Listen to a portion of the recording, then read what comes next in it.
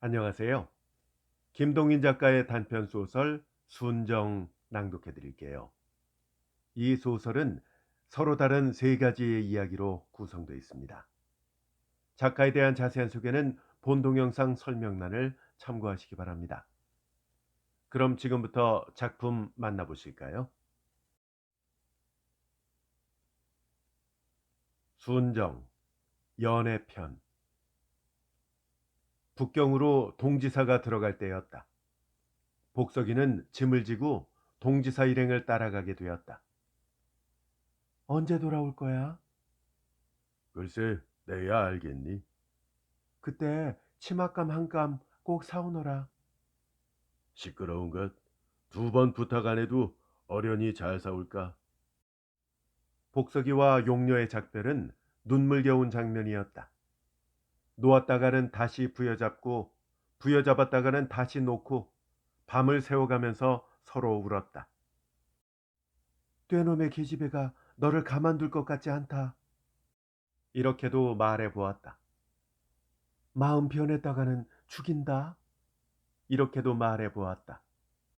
그러다가 새벽 인경이 울 때에야 그들은 놓았다. 동지사의 일행은 압록강도 무사히 건넜다. 때는 8월 중순이었다. 무연한 만주의 벌에 잘 익은 고량, 즉 수수가 머리를 수그리고 있었다.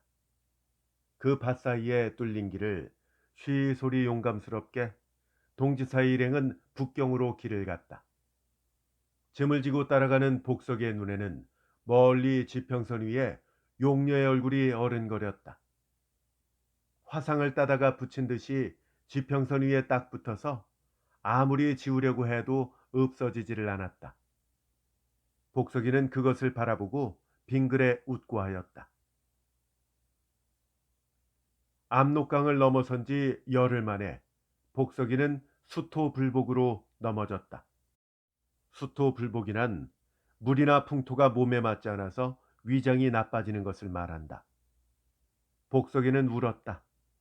억지도 썼다. 나를 여기에 버리고 가는 것은 소백정이다. 이렇게 때도 써보았다. 그러나 대사는 복석이의 병 때문에 지체를 할 수가 없었다. 그의 병든 몸은 산설고 물선 곳에 혼자 떨어졌다. 그리고 동지사 일행은 여전히 북경으로 길을 채웠다. 열흘이 지났다. 복석의 병은 완쾌되었다. 아무리 낯선 수토라 할지라도 철석 같은 복석이의 건강은 당할 수가 없었다. 그는 동지사의 뒤를 따르려 하였다. 그때 마침 다행으로 같은 길을 가는 어떤 중국 사람을 만났다. 그들은 사흘을 동행하였다. 그리고 사흘째 되는 날 저녁, 그들은 어떤 호농의 집에서 하루를 먹게 되었다. 밤이 되었다. 복석이가 용녀의 일을 생각하면서 혼자 기뻐할 때였다. 갑자기 문이 열리며 떼놈 서넛이 달려들어서 복석이의 따귀를 떨어지라 하고 때렸다. 영문을 몰랐지만 복석이는 반항하였다. 그러나 사람의 수요로 4대 1이었다. 그날 밤 그는 결박을 당하여 움에 갇혔다. 이튿날 그는 벌에 끌려나갔다. 하루 종일을 농사추수에 조력하였다. 밤에는 또한 결박하여 움에 가두었다. 낮에는 또 일을 시켰다. 20일이 지났다. 그동안에 그는 손짓 눈짓으로 겨우 자기가 10년 기한으로 종으로 이 집에 팔렸다는 것을 알았다. 그때 그는 19살이었다. 그는 이를 갈았다. 그러나 어찌할 수 없었다. 밤낮을 파수병이 그들을 지켰다. 끝없이 긴 하루를 지나면 또한 끝없이 긴 새날이 이르렀다. 긴 새날이 이를 때마다 그는 용녀를 생각하고 10년을 어찌 지내나 하였다. 1년이 지났다. 아, 1년이라는 날짜가 얼마나 길었을까? 그러나 이상타. 지나고 보니 꿈결 같은 1년이었다. 어느 틈에 지나갔나 생각되는 1년이었다. 그것은 벌써 만기의 10분의 1이었다. 이렇게 10번 지내자 그는 결심하였다. 언간 10년도 지났다. 지나고 보니 꿈결 같은 10년이었다. 오늘이나 놓아주나 내일이나 놓아주나. 아, 용녀는 아직 살아있나? 이렇게 기다리던 끝에 그는 뜻밖의 선고를 받았다. 다른 혼홍에게 새로운 20년의 기한으로 다시 팔린 것이었다. 처음에 그는 혀를 끊으려 하였다. 그러나 용녀를 생각하고 중지하였다. 또 20년을 참자. 그는 용하게도 이렇게 결심하였다. 새 집에서도 또한 10년이라는 날짜가 지났다. 그때 그는 40에 가까운 나이였다. 그는 대국과 외나라와의 사이에 난리가 있다는 것을 바람결에 들었다. 그 뒤를 이어 대국에 졌다는 소식도 바람결에 들었다. 외놈들이 이겼다고? 그것은 과연 뜻밖이었다. 아, 그동안 용녀는 잘 있나? 조선이 독립하여 한국이 되었다는 풍문도 들었다. 동지사라는 것도 연전 없어졌다는 것도 들었다. 그럴 때마다 그는 용녀를 생각하고 한숨을 쉬고 하였다. 장대인이 천자가 되었다는 소식이 전하면서부터는 그런 시골 중의 시골에서도 uk적하였다. 종들도 모두 노연한다고 종들 사이에서도 수군수군하는 공론이 많았다. 그때는 복석이는 벌써 70이 가까운 나이였다. 마침내 복석이도 노연했다. 그러나 그것은 장대인의 덕이 아니고 나이가 많아서 농사에 종사하지 못하게 되었기 때문이었다. 아, 기나긴 날짜였다. 50년이라 하는 진절이 나는 긴 날짜를 용녀를 생각하고 살고 용녀를 생각하고 지냈다. 노연한 때에는 그는 용녀의 한마디밖에는 조선말을 잊은 때였다. 그는 노연하면서 푸른빛 치맛감을 한 감 사가지고 50년 전의 약속을 이행코자 정다운 고향을 향하여 길을 떠났다. 간 곳마다 그의 경이었다. 기차라는 것이 있었다. 이전에는 나루로 건넌 압록강에 커다란 쇠 다리가 놓여 있었다. 이전에는 곳곳마다 곡발관이 씩씩거렸지만 이제는 그 자취조차 없었다. 고울고울의 영문과 군청에는 모자 쓴 아이들이 드나들었다. 정다운 고국? 아, 그것은 그에게 너무나 낯설고 정 붙일 곳이 없는 고국이었다. 그는 서울에 도착하였다. 50년을 두고 그리던 그 땅이었다. 변하였으리라 생각은 했지만 그것은 상상 이상의 변화였다. 몽롱한 기억에 남아있는 것뿐이나마 삼각산은 그 빛조차 달라졌다. 남산은 그 형태조차 변하였다. 그는 서울 장안을 집집마다 대문을 기웃거리며 싸돌았다. 그는 2달을 찾았다. 그러나 용녀를 위하여 50년은 참았지만 여기서 2달 이상을 더 찾을 기운은 없었다. 말로는 고국이나마 산 설고 물 설고 말 모르는 타향이었다. 그는 마침내 단념하였다.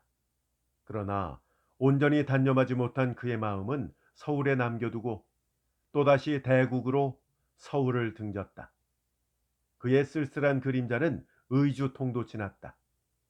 장안은 벌써 제 너머로 사라졌다. 그는 다시 한번 서울을 돌아보았다. 그리고 침을 탁 뱉은 뒤에 몸을 바로 하였다. 바로 그때였다. 그는 뜻밖의 자기의 연화문 칸 앞에 용녀의 뒷모양을 발견하였다. 그는 뛰어갔다. 당신.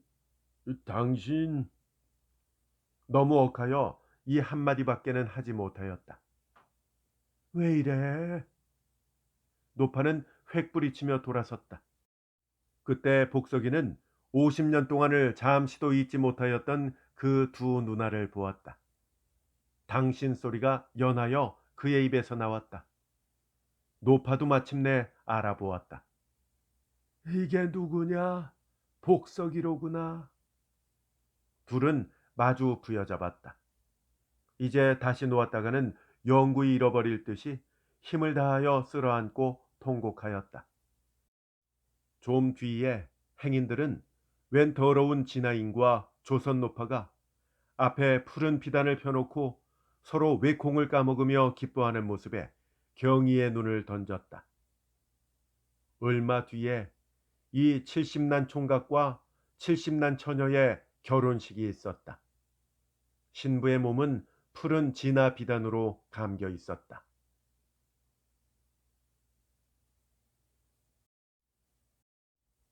순정, 부부의 편. 당신 남편이 금년 봄에 병들어 죽었소. 만리 밖에 돈벌이 하러 남편을 떠나보내고 혼자서 외로이 집을 지키고 있는 아내에게 이런 소식이 왔다. 그때 아내는 태중으로 거의 만삭이 되어 있었다. 얼마 뒤에 아내는 옥동을 낳았다. 산후도 경쾌히 지낸 뒤에 아내는 삭배를 짜기 시작하였다. 천하만사를 모두 잊은 듯이 젊은 과부는 배짜기에 열중하였다. 1년이 지났다. 어린애는 해들거리며 벌벌 기어다녔다. 젊은 과부는 때때로 뜻하지 않게 배짜던 손을 멈추고는 어린애를 내려다보고 하였다. 또 1년이 지났다. 어린애는 쿠둥쿠둥 뛰어다녔다. 쉬운 말은 다 하였다. 젊은 과부의 눈물 머금은 사랑의 눈은 어린애의 생장을 돕는 가장 좋은 거름이 되었다. 어린애는 나날이 보이게 컸다. 어린애의 새 돌이 지났다. 천하만사를 잊은 듯이 배짜기에 열중했던 젊은 과부는 배짜기를 중지하였다. 그리고 그 사이에 모은 돈을 세어보고 곁집을 찾아갔다. 엄마, 언제 와? 열밤 자고 오마. 그때는 아버지도 같이 오지? 같이 오고 말고. 앞서는 눈물을 감추고 젊은 과부는 자기가 가장 사랑하던 아들과 작별하였다. 그 사이에 3년 동안을 삭배를 짜서 모은 돈을 어린아이와 함께 곁집에 맡긴 뒤에 수로천리, 육로천리의 먼 길을 떠났다. 제주도에서 백두산까지, 남쪽 끝에서 북쪽 끝까지 생각만 해도 진저리가 나는 먼 길을 젊은 과부는 수중에 돈 한 푼 없이 떠났다. 없는 남편의 뼈를 거두어 오고자. 먹을 것이 없을 때는 솔잎을 씹었다. 산골짜기 바위 틈에서 자는 것이 예사였다. 큰 집에 가서는 동냥을 하였다. 마을에 가서 상일도 하였다. 이리하여 열밤 자고 오겠다고 자기 아들에게 약속한 젊은 과부는 집을 떠난 지 1년 만에야 백두산 벌목터까지 찾아갔다. 제주도에서 왔던 사람의 무덤. 이런 몽롱한 질문을 하면서 이 벌목터에서 저 벌목터로 찾아다니던 그녀는 석 달 만에야 그 제주도에서 왔던 사람의 무덤을 찾아냈다. 사람의 독한 마음은 능히 하늘빛을 어둡게 할 수 있는 것이다. 몇 해 동안을 단지 이 한 덩이의 흙더미를 찾기 위하여 애쓴 그녀는 마침내 여기서 발견하였다. 그녀는 나뭇개비를 하나 얻어다가 그 무덤을 팠다. 그리하여 무서움도 모르고 밤을 새워가면서 뼈를 추려서 가지고 온 치룽에 넣은 뒤에 그녀는 그 자리에서 처음으로 통곡을 하였다. 4년에 가까운 날짜를 참고 또 참았던 울음이었다. 사흘을 머리를 풀고 통곡을 한 뒤에 그녀는 산을 내려왔다. 소문이 벌써 퍼졌는지 산 아랫마을에는 사람들이 수근거리며 그녀를 기웃기웃 들여다보았다. 젊은 과부는 머리를 수그리고 걸었다. 그녀의 등에는 가장 사랑하던 이의 해골이 지워 있는 것이었다. 사랑은 가장 큰 것이다. 사랑은 모든 것의 위에 선다. 사랑하는 이를 등에 업은 그녀는 발걸음조차 가벼웠다. 이제는 사랑하는 이의 유고, 즉 자기 아이를 기르는 귀한 책임이 그녀에게 있었다. 고향의 길로 둘째 걸음은 첫 걸음보다 더욱 빠르게 다시 육로천리, 수로천리의 길을 떠난 그녀는 어떤 동리에 들어갔다. 그것은 그 해골을 파낸 곳에서 이틀길쯤 되는 곳이었다.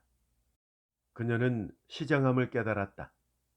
한 술의 밥이라도 얻어먹을 양으로 어떤 집 문간에 섰다.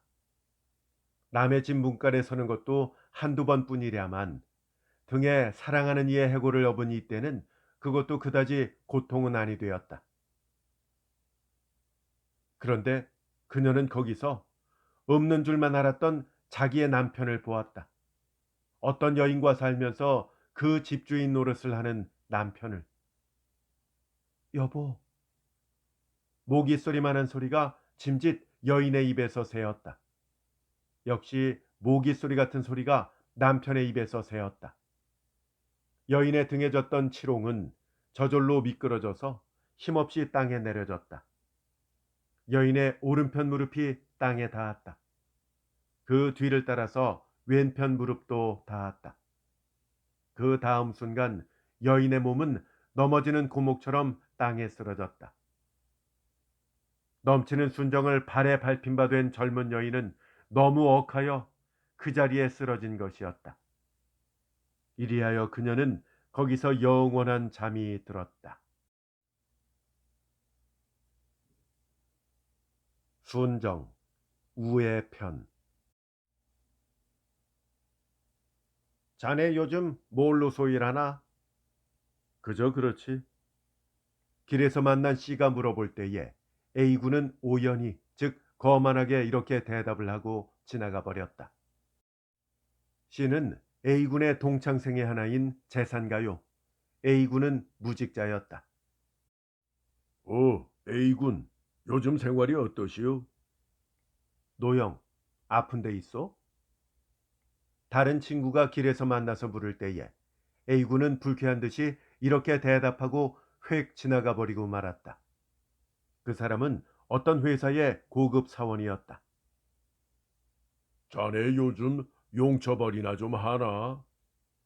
자네나 돈 잘 벌어서 부자 되게. 또 다른 친구에게는 이렇게 대답하였다. 그 사람은 장사하는 친구였다. 남이 무슨 짓을 하든 무슨 관계야? 자기들이나 어서 돈 많이 벌어서 잘 살지. 친구들이 자기에게 무난하는 것조차 A군에게는 수모와 같았다. 이전에 학교에 같이 다닐 때는 모두 벗이었다. 그러나 일단 교문을 나서서 빽빽이 자기의 업에 달려든 다음부터는 모두들 적이 되었다. 부잣집 아들은 호강을 하였다. 재산 있는 사람은 월급쟁이가 되었다. 재산 없는 사람도 그래도 제 직업 하나씩은 붙들었다. 그러한 가운데 혼자서 아무것도 못하고 놀고 있는 A군이었다. 친구들이 그를 만나서 무엇 하고 있느냐고 묻는 것은 A군에게는 마치 나는 이러이러한 일을 하는데 자네는 뻔뻔 놀고 있나? 하는 듯이 들렸다. 이제 언제? 이제 언제? 그는 주먹을 부르짖며 때때로 생각했다. 겨울이었다. 일 없이 하루 종일 거리를 헤매던 A군은 저녁 때 무거운 다리를 집으로 돌렸다. 늙은 어머니를 어쩌나? 병신 누이 동생을 어쩌나? 모두가 그에게는 근심뿐이었다. 아, 날도 춥거니와 세상도 춥다. 그의 얼굴빛은 송장처럼 핏기가 없었다.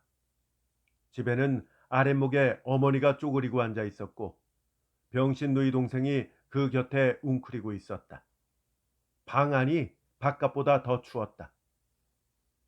모두들 헐벗었구나. A군은 방 안을 둘러보았다. 책상 뒤에 무슨 편지가 놓여 있었다. 아까 누가 두고 가더라. 오늘 누가요? 내가 알겠니? A군은 봉을 찢었다. 친구의 정일세 과동이나 하게. 그리고 은행 깍지 한 장이 들어 있었다. A군의 얼굴은 하얘졌다가 문득 시뻘개졌다. 누가 거지냐? 누가 돈을 달라더냐? 은행 깍지는 다시 그날 밤으로 보냈던 사람의 집에 들어뜨렸다. 양반은 얼어 죽어도 그는 속으로 부르짖었다. 그러나 목이 메어서 그 뒤는 계속하지를 못하였다. 어떤 날 집에 돌아오니까 늙은 어머니가 보이지 않는 눈을 연하여 부비며 무슨 비단 옷을 짓고 있었다. 그게 뭐예요? 어머니는 한순간 눈을 치떠서 A군을 바라볼 뿐 대답하지 않았다. A군도 다시 묻지 않았다. 저녁 뒤에 어두운 석유불 아래서 어머니는 그 옷을 다시 들었다. 그게 뭡니까? A군은 또 물어보았다. 어머니는 역시 대답이 없었다. A군은 또다시 묻지 않았다. 그러나 한참 뒤에 어머니는 혼잣말처럼 말하였다. 우리는 괜찮지만은 출입하는 사람이야 옷 한 벌은 있어야지 않니? 품팔이를 해서라도 옷 한 벌은 장만해야지. A군은 닭 가슴에 무엇이 받쳐오르는 것을 깨달았다. 눈이 아득하였다. 그는 얼른 머리를 돌이키고 말았다. 이튿날 그는 낡은 교과서를 한 보퉁이 몰래 싸가지고 집을 나섰다. 그리고 하루 종일 전당국에서 낡은 책방으로 또다시 전당국으로 돌아다녔지만 80전밖에는 거두지를 못하였다. 시를 찾을까 해보기도 했지만 죽으면 죽었지 시를 찾지를 못하였다. 할 수 없다. 이것으로 옷 한 벌은 못 해드리나마 따뜻한 국 한 그릇이라도 끓여드리자. 그는 저자를 보아가지고 집으로 돌아왔다. 집안은 뜻밖의 봄처럼 화기가 돌고 있었다. 그리고 윗목에는 시가 앉아 있었다. A군은 순간에 불붙는 눈으로 시를 보았다. 시도 A군을 쳐다보았다. A군, 노여워 말게. 아, 감격에 넘치는 순간에 사람은 능히 저편 쪽의 심리며 진심까지 귀신처럼 꿰뚫어 볼 수가 있는 것이다.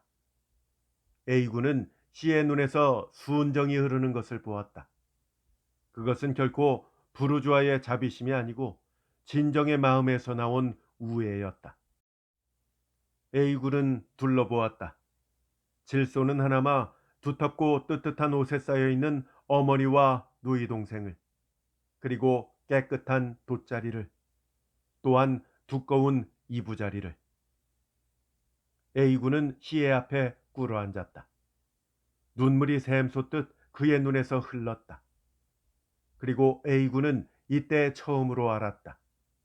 순정 앞에 머리를 숙이는 것은 결코 부끄러운 일이 아닌 것과 그 앞에 흘리는 눈물이 얼마나 귀엽고 또한 기쁜 것인가를.